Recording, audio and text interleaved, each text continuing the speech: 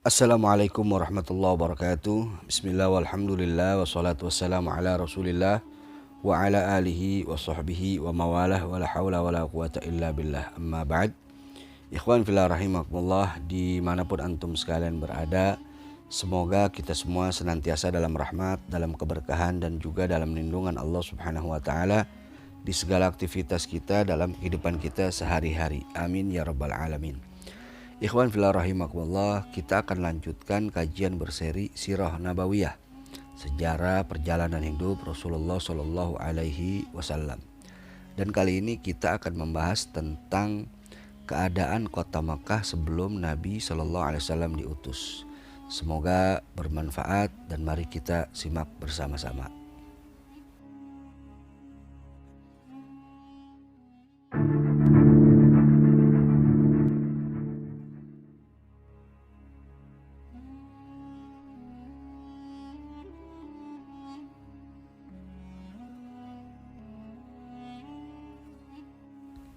Sebagian ahli tarikh mengatakan bahwa Mekah merupakan kota yang tertua di dunia. Ia sudah ada sebelum kota-kota yang lainnya ada. Ia menjadi kota tertua di dunia salah satunya karena disebabkan adanya bangunan Ka'bah di dalamnya. Dan Ka'bah inilah yang merupakan bangunan yang pertama yang ada di atas muka bumi ini. Menurut Al-Imam Ali bin Abi Thalib radhiyallahu an, Ka'bah itu dibangun oleh para malaikat.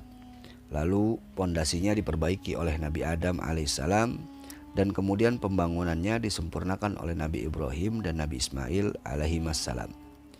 Akan tetapi kehidupan di kota Mekah ini dimulai dari masa Nabi Ismail alaihissalam. Saat itu beliau langsunglah yang menjadi pemimpin kota Mekah dan urusan Ka'bah sepanjang hidupnya. Beliau ini wafat pada usia 137 tahun. Dan sepeninggal beliau, putra beliau yang bernama Qaidar dan Nabit yang menggantikannya. Dan sepeninggal keduanya, urusan kota Mekah pun dipegang oleh kakek mereka dari jalur ibu yang bernama Madot bin Amr al-Jurhum dari suku Jurhum. Walaupun demikian, putra-putra Nabi Ismail alaihissalam yang masih hidup tetap diberikan kedudukan terhormat di tengah-tengah masyarakat karena jasa ayah mereka yang telah membangun Ka'bah. Seiring waktu berjalan, kepemimpinan kota Mekah ini berganti-ganti dari satu suku ke suku yang lainnya. Setelah suku Jurhum, Mekah sempat dipegang oleh Adnan, salah satu keturunan Nabi Ismail alaihissalam. Tapi itu tidak berlangsung lama karena Mekah saat itu diserang oleh Nabukadnezar, yakni penguasa Babilonia, yang mengakibatkan banyaknya anak-anak keturunan Adnan hijrah dari Mekah ke Yaman dan ke wilayah-wilayah Arab lainnya. Setelah itu Mekah dipegang oleh suku Khuza'ah, salah satu suku besar dari keturunan Arab Gahtaniyah. Hingga akhirnya di abad ke-5 Masehi, Mekah ini dipegang oleh Qusay bin Kilab, salah satu keturunan Adnan. Dan mengenai identitas Qusay ini, diceritakan bahwa ayah beliau meninggal dunia saat beliau masih dalam momongan ibunya. Lalu kemudian ibunya menikah lagi dengan seorang pria dari Bani Azarah yang bernama Rabi'ah bin Haram. Kemudian ia memboyong istrinya tersebut ke negeri asalnya di pinggiran kota Syam, dan Qusay pun ikut bersama mereka. Dan ketika Qusay beranjak dewasa, ia kembali ke kota Mekah yang kala itu dikuasai oleh Hulail bin Habasyah dari suku Khuza'ah. Qusay kemudian meminang putri Hulail yang bernama Hub, dan pinangannya pun diterima. Maka menikahlah keduanya. Dan ketika Hulail meninggal dunia, terjadi peperangan antara suku Khuza'ah dan suku Quraisy yang merupakan suku dari Qusay. Dan suku Quraisy pun memenangkan peperangan itu hingga akhirnya Qusay pun dinobatkan sebagai pemimpin kota Mekah di saat itu. Di masa Qusay bin Kilab inilah Mekah mencapai kemakmuran. Beliau menjadi pemberi keputusan di kota Mekah, dan beliau pun selalu dikunjungi oleh orang-orang Arab lainnya di luar Mekah karena wibawanya. Di antara peninggalan Qusay ialah Darun Nadwa, yaitu suatu tempat di samping utara Ka'bah untuk berkumpulnya orang-orang Quraisy ketika membahas permasalahan-permasalahan kota Mekah dan permasalahan-permasalahan di antara mereka. Dan di antara tugas-tugas lainnya yang dikerjakan Qusay ialah Yang pertama yaitu mengepalai Darun Nadwa, di mana di dalamnya mereka berkumpul dan mereka berembuk tentang masalah-masalah strategis yang menimpa mereka, dan juga sebagai tempat untuk mengawinkan anak-anak mereka di sana. Kemudian yang kedua yaitu pemegang panji. Panji perang ini tidak akan diserahkan kepada orang selainnya.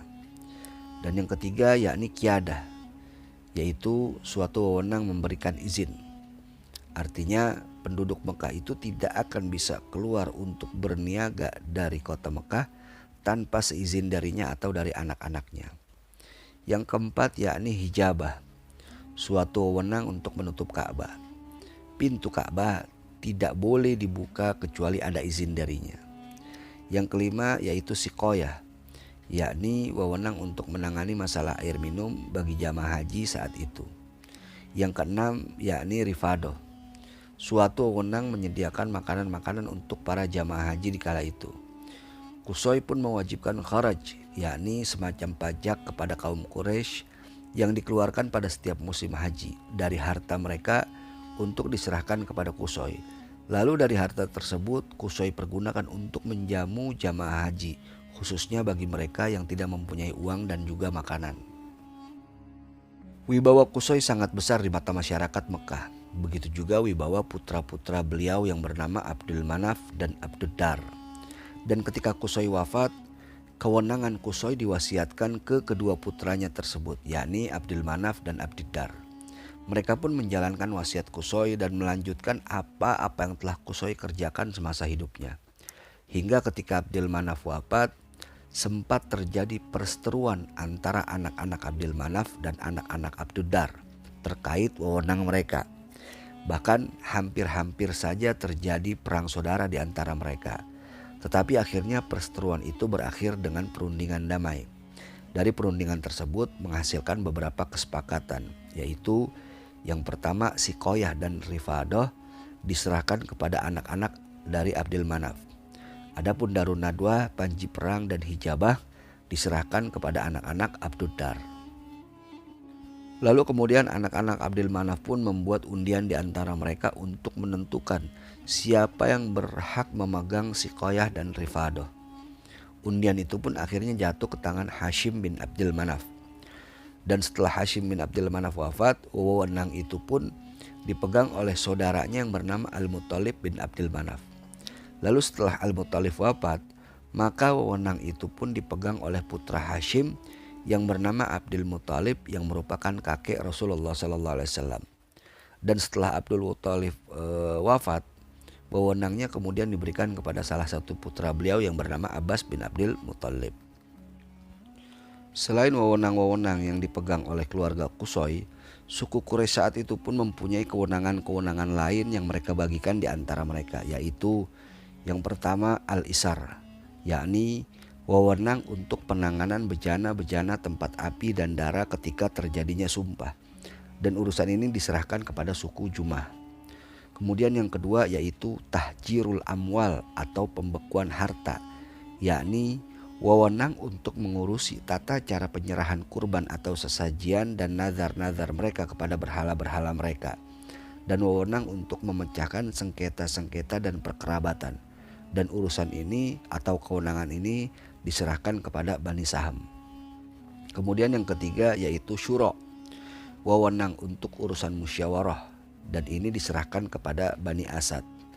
Kemudian yang keempat yakni al-ashnak, yaitu wewenang untuk menangani peraturan kasus diat atau denda bagi tindak kriminal, dan gharamat, denda bagi pelanggaran perdata.